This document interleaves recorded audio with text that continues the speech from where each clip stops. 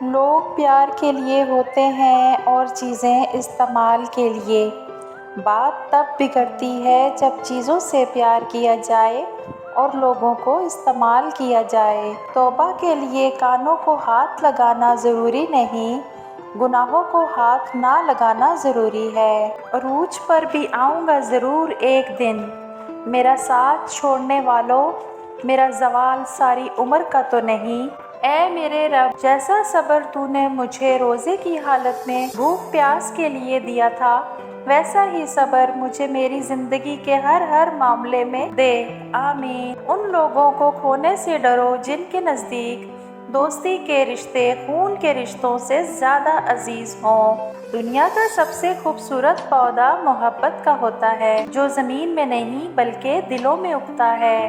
پریشانی حالات سے نہیں، خیالات سے پیدا ہوتی ہے۔ بہترین آنکھ وہ ہے جو حقیقت کا سامنا کرے۔ دنیا میں سب سے مشکل کام اپنی اصلاح کرنا اور آسان کام دوسروں پر تنقید کرنا ہے۔ نفرت دل کا پاگل پن ہے۔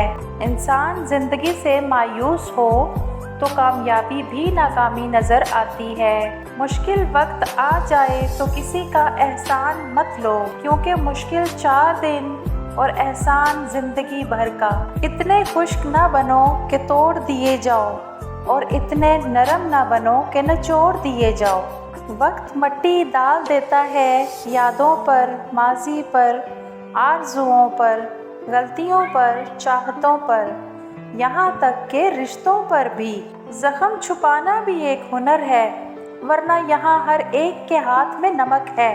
شیشہ اور رشتہ دونوں نازک ہوتے ہیں، مگر ان میں ایک فرق ضرور ہوتا ہے۔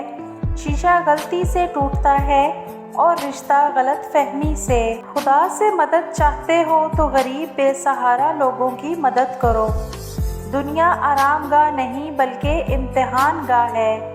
بے سہارا لوگوں کا سہارا بنو۔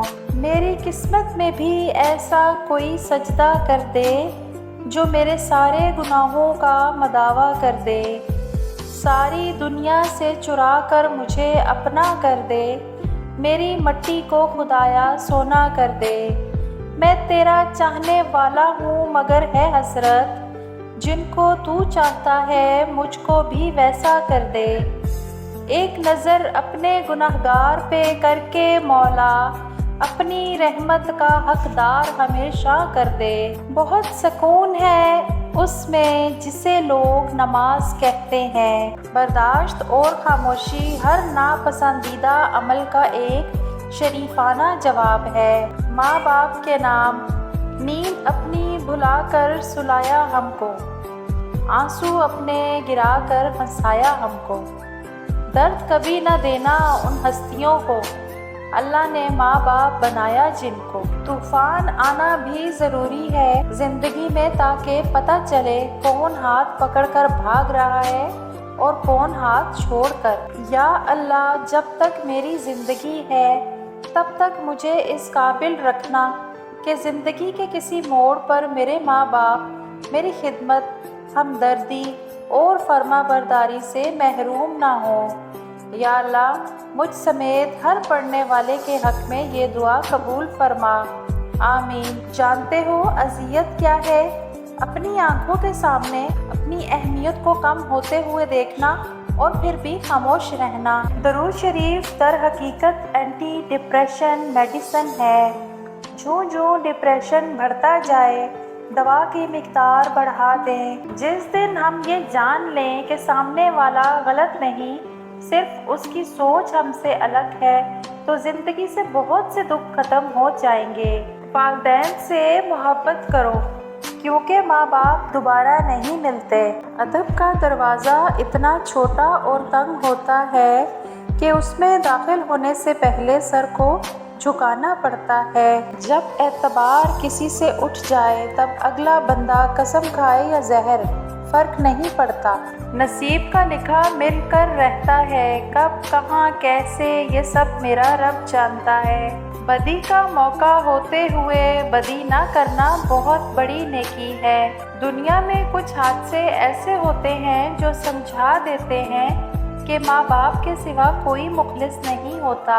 وقت آنے پر لوگ ساتھ کم اور مشورے زیادہ دیتے ہیں۔ جو بارش میں 7 رنگوں کی دھنک دکھا سکتا ہے، دکھ کو سکھ میں بدلنا اس کے لیے کیا مشکل۔ اس دشمن سے مت ڈرو جو اکیلے میں تم پر وار کرے، بلکہ اس دوست سے ڈرو جو محفل میں تمہاری عزت پر وار کرے۔